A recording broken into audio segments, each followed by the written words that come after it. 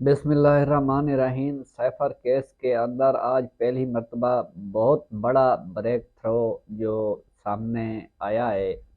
वो ये है कि जब 30 जनवरी को इमरान खान को और शाह महमूद कुरैशी को ट्रायल कोर्ट जज की तरफ से सज़ा सुनाई गई थी, तो उस वक्त हमारा ये ख्याल था कि जिस स्पीड से इमरान खान को सज़ा सुनाई गई है तो वो उसी स्पीड से ये सज़ा जो है वो कलादम हो जाएगी। ये उस वक्त ये सीनियर सहाफ़ी और सीनियर तजिया नगार और माहिर कानून के अंदर ये राय जो है वो पाई जाती थी। तो उस वक्त हमारा भी यही ख्याल था कि जिस स्पीड से इमरान खान को सज़ा दी गई है तो उसी स्पीड से ये कलादम हो जाएगी।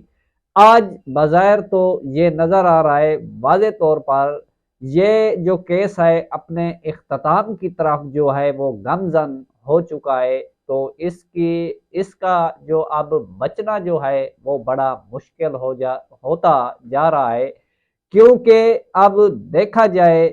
तो आज ये हायरिंग का चौथा दिन था, यानी कि चौथी समाअत थी।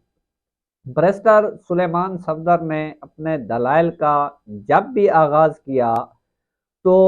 मुश्किल सवालात का उनको सामना होता है, क्योंकि जो जज जस्टिस मियां गुल हसन औरंगजेब हैं वो दलाइल के शुरू होते ही सवाल उठाना शुरू कर देते हैं। तो उस वक्त फिर बैरिस्टर सुलेमान सफदर को उन सवालात का भी जवाब देना पड़ता है। तो बैरिस्टर सुलेमान सफदर ने आज 3 से 4 बड़े अहम पॉइंट उठाए हैं। पूरी समात का जो हवाला है वो मैं आपके साथ तो शेयर नहीं कर सकता, क्योंकि वो बहुत बड़ी समात है, 1 घंटे की समात थी। उस दौरान बहुत सी इस तरह की जो है वो रिमार्क्स और दलाइल जो है वो हुए हैं। तो 3 4 बड़े अहम पॉइंट है। सबसे पहले तो सुलेमान सफदर ने एफआईआर के ऊपर जो है वो एतराज उठाया। उन्होंने कहा कि शिकायत दर्ज होने से पहले जो एफआईए के डायरेक्टर आए, यानी उन्होंने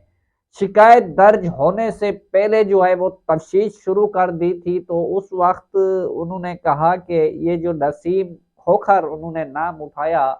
वो सेक्रेटरी दाखिला के नीचे आता है, यानी उसकी शिकायत के ऊपर ये जो एफआईआर है वो दर्ज की गई है और उसके शिकायत के ऊपर दर्ज की गई है। और उसने जो शिकायत की है सबसे पहले तो उसका बयान जो है वो कलम बंद होना था, तो वो जो है उसका बयान कलम बंद नहीं किया गया, उसे बतौर गवाह के तौर पर जो है वो नहीं बुलाया गया। जब उसको गवाह के तौर पर नहीं बुलाया गया तो बैरिस्टर सुलेमान सफदर ने कहा कि जनाब मैं तो समझता हूं इस केस की ये जो दीवार है ये मेन दीवार हिल गई है, तो फिर वो केस भी बाकी नहीं बचा। जब केस का शिकायत दर्ज कराने वाले का बयान भी रिकॉर्ड ना किया गया हो और शिकायत दर्ज कराने वाले का पता भी ना हो उसने कौन सी शिकायत के ऊपर ये जो एफआईआर है वो दर्ज कराई है एफआईए के अंदर, तो फिर जनाब ये केस जो है वो टिक नहीं पाएगा और इसकी दीवार भी नहीं है, ये तो हिल गया है। तो जिसके ऊपर जस्टिस मियां गुल हसन औरंगजेब ने कहा कि जनाब ये जो रात को 10 बजे तक या शाम के वक्त समात होती थी तो इतनी क्या जल्दी थी ट्रायल कोर्ट के जज को कि वो भाई रात के अंधेरे के अंदर जो है वो इस तरह से जो है वो ट्रायल चलाता रहा। तो सुलेमान सफदर ने कहा कि जनाब ये तो कोई कतगन नहीं है कि हमारे साथ जो हुआ वो एक दास्तान है, आप ये चलते जाए मैं आपको इसकी बारीकियां जो है वो बताता जाऊंगा। तो उन्होंने कहा कि मुझे नहीं पता कि जज साहब को किस बात की जल्दी थी, लेकिन मुझे ये इल्म में मालूम होता है कि वो किसी को खुश करने के लिए, वो किसी की खुशनेदी के लिए उन्होंने इतनी जल्दी के अंदर उन्होंने सजा दी। तो उस दौरान जस्टिस आमिर फारूक ने भी 3 4 मरतबा इस तरह के रिमार्क्स दिए। उन्होंने कहा कि जो रात के अंधेरे के अंदर या शाम को ये ट्रायल करते रहे, तो उन्होंने कहा कि जनाब ये तो शाम को ट्रायल करते रहे, रात को 11 बजे جو سردی کا وقت ہوتا تھا ہم وہاں پر موجود ہوتے تھے تو ہمیں آگے نہیں جانے دیتا تھا اور ہمارا باہر سے کسی سے رابطہ بھی نہیں ہوتا تھا۔ تو جب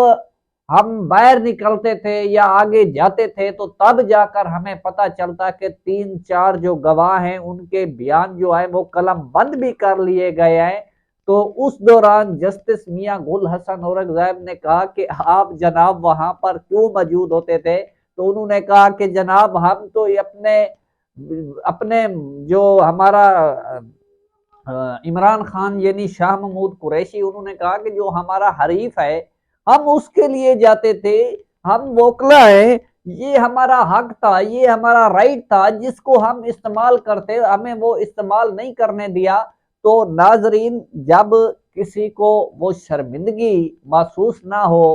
تو جس طرح یہ بے شرم انسان خواجہ آصف نے کہا تھا کہ کوئی شرم ہوتی ہے کوئی حیا ہوتی ہے، تو یہ میں آپ کو وہ بات اس درمیان میں یہ اس لیے بتانا چاہ رہا ہوں کہ جس وقت عمران خان کی اسی کیس کے اندر ضمانت کی درخواست اسی عامر فاروق کے سامنے آئی تھی تو اس بے شرم کو اس وقت بے شرمی کی اس کی جو انتہا ہے وہ اب بے شرمی اور ڈیٹ بن کر اس طرح کے ریمارکس جو ہے اس دینے پر کیس کی نوعیت کو دیکھ کر وہ مجبور ہو گیا تھا، لیکن اس کی عمران خان کے لیے کوئی ہمدردی نہ تھی کہ وہ عمران خان کے لیے یا شاہ محمود قریشی کے لیے اتنی ہمدردی رکھتا۔ تو آج میں ایک بچے کو کھڑا کر کے آپ کے سامنے لاتا ہوں تو وہ بچہ بھی آپ کو بتائے گا کہ جس طرز کے اوپر عمران خان کے کیس چلائے گئے تو اسی طرز کے اوپر ایک 5 سال کے یا 6 سال کے بچے کو بھی اس بات کا علم ہو چکا ہے کہ عمران خان کو زور زبردستی اور اسٹیبلشمنٹ کے طاقت اور بازو کے اوپر جو ہے وہ عمران خان کو سزا سنائی گئی ہے، لیکن ایک بے شرم کو شرم نہ آئی تو وہ تھا چیف جسٹس قاضی فائز عیسیٰ، جو یہ نہیں سمجھتا تھا کہ یہ انسانی حقوق کی وائلیشن ہو رہی ہے، یہ خواتین کا تقدس جو ہے وہ پامال ہو رہا ہے۔ ایک وہ بے شرم جو اس وقت بھی اسی سماعت کے اندر بیٹھا ہوا ہے عامر فاروق، اس کو بھی شرم نہیں آئی کہ میں کس بغیرتی اور ڈیٹھائی کے ساتھ اس کیس کی سماعت بھی کر رہا ہوں، اس سے پہلے بھی کرتا رہا ہوں، اور انہوں نے بار بار بیرسٹر سلیمان صفدر نے، میں آپ کو یہ بات